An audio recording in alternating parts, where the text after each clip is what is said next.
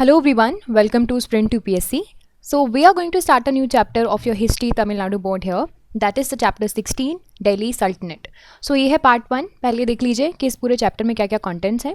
तो हम इस सेशन में यानी कि पूरे के पूरे चैप्टर में जिसमें हम समझने वाले हैं दिल्ली सल्तनत या फिर दिल्ली सल्तनत के बारे में. तो इसमें क्या क्या कंटेंट्स हैं ये पहले देख लीजिए. पहले तो हम डिस्कस करेंगे स्लेव डायनेस्टी के बारे में. ठीक है, तो स्लेव डायनेस्टी एक्चुअली ये आपको समझने की ज़रूरत है कि दिल्ली सल्तनत को 5 डायनेस्टी में डिवाइड किया गया है. Slave dynasty, Khilji, Tughlaqs, Sayyids and Lodis. तो बेसिकली हम इनको डायनेस्टी वाइज ही पढ़ने वाले हैं.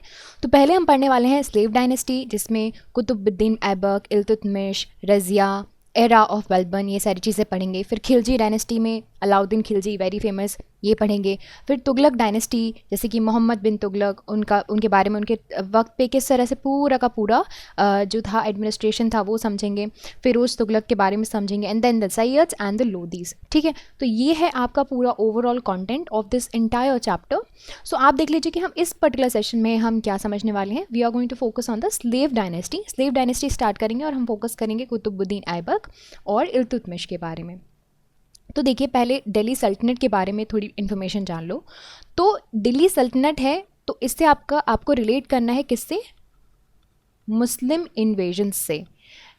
अगर आपने मेरे पुराने सेशंस देखे होंगे तो हमने अब तक समझ लिया था कि मुस्लिम इन्वेजन स्टार्ट हो गए थे. ठीक, और जब मुस्लिम इन्वेजन स्टार्ट हो गए that only led to the establishment of your Delhi Sultanate. उन्होंने एक दिल्ली को वो पूरे रीजन को पूरा का पूरा एक सेंटर बना लिया और वहीं से वो लोग रूल करने लगे. सो 1206 टू 1526 5 डिफरेंट तरह की डायनेस्टी थी जिनके बारे में मैं आपको बता ही चुकी हूँ. Slave, Khilji, Tughlaq, Sayyids and Lodis. And इन्होंने दिल्ली सल्तनत पे रूल किया. तो इनका जो आप एक्सटेंड देख लोगे तो सिर्फ नॉर्थ इंडिया में नहीं था, वो डेक्कन और साउथ इंडिया तक भी पहुँच गया था. और इनके जो पूरा एडमिनिस्ट्रेशन था उससे सोसाइटी में बहुत से चेंजेस मिले हैं. Okay, now starting off with the slave dynasty. So slave was also called as Mamluk. ये जो अरेबियन कंट्रीज़ हैं वहाँ पर ये क्या थे, ये अगर इनके फोर फादर्स को देखा जाए तो दीज वर द स्लेव्स.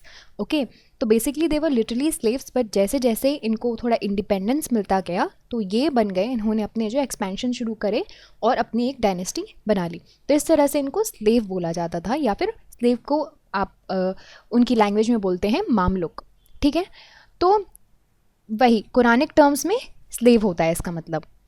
इन्होंने रूल किया दिल्ली में 1206 टू 1290 तक AD तक. And in fact 3 dynasties were established during this period. And these 3 dynasties were Qutbi dynasty जो कि कुतुबुद्दीन ऐबक ने फाउंड आउट की थी. फिर इबारी डायनेस्टी जो कि इल्तुतमिश ने की थी.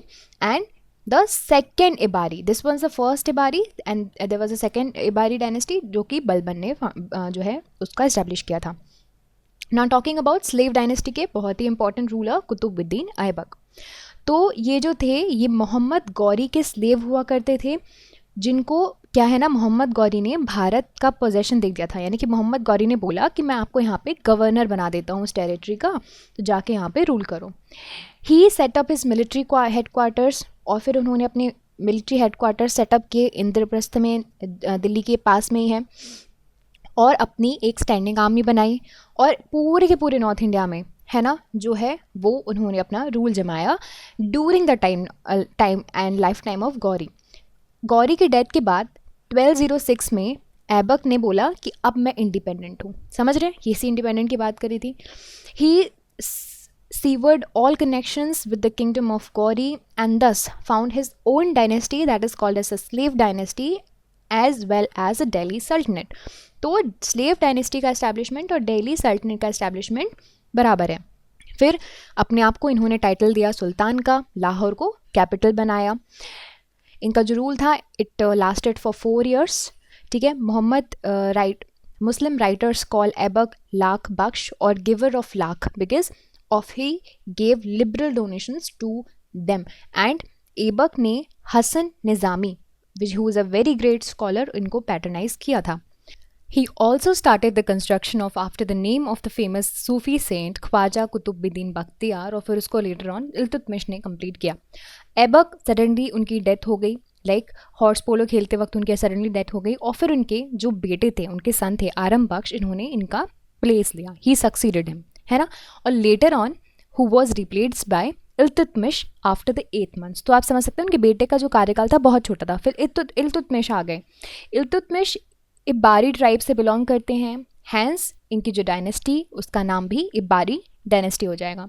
Now his half brother sold him as a slave to Aibak. तो ये आपको याद रखना है, क्या है यहाँ पे, स्लेव के स्लेव बन गए, समझ रहे हैं। तो उनके जो हाफ ब्रदर थे उन्होंने उनको एज अ स्लेव की तरह इनको बेच दिया। फिर who made him his son in law by giving his daughter in marriage to him. Later on Aibak appointed him as iqtadar of Gwalior. तो यानी कि उनको ग्वालियर का जो है कार्यकाल दे दिया गया था। फिर उसके बाद 1211 में इल्तुतमिश जैसे कि डेथ हो गई आपके यहाँ पे ऐबक की, तो उनके बेटे आ गए, तो इल्तुतमिश ने इनको हरा दिया और फिर खुद सुल्तान बन गया। He shifted the capital from the Lahore to Delhi. फिर उन्होंने, आप देखना ये जो कैपिटल शिफ्टिंग है आप बहुत बार देखेंगे, चलता रहेगा। तो इन्होंने लाहौर से दिल्ली को कैपिटल शिफ्ट कर दिया। उनके पहले 10 साल में उन्होंने like he concentrated securing his throne from the rivals. तो पहले राइवल, सबसे पहला चीज़ क्या संभालनी थी इनको संभालनी थी राइवल्स, ठीक है। In the meantime Temujin popularly known as the Genghis Khan. तो चंगेज़ खान के बारे में आपने सुना होगा, इनका नाम था तेमुजिन, ठीक है।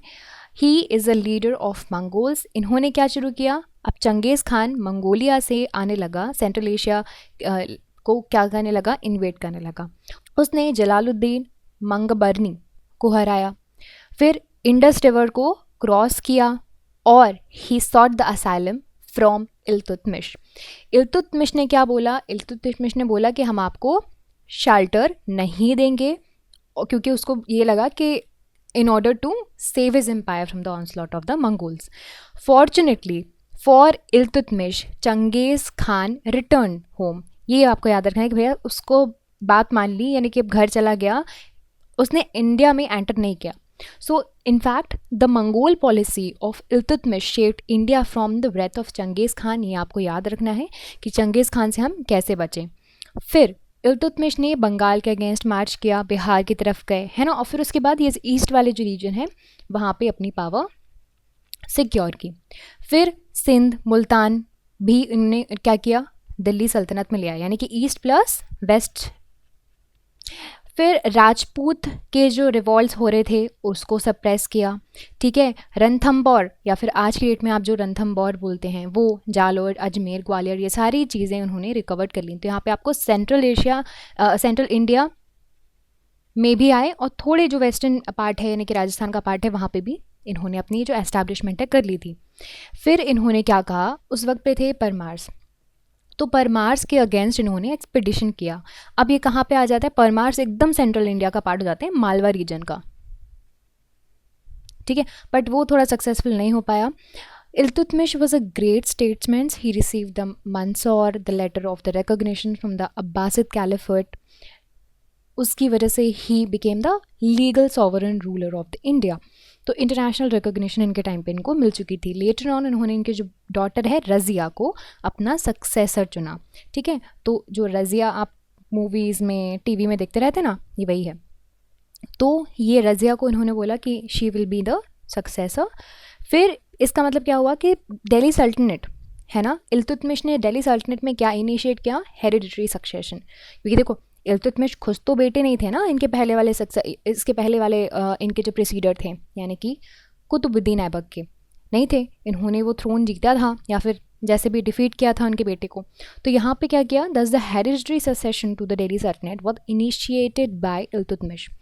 इन्होंने इनके कोर्ट में बहुत से स्कॉलर्स को पैट्रोनाइज किया, स्पेशली सूफी सेंट,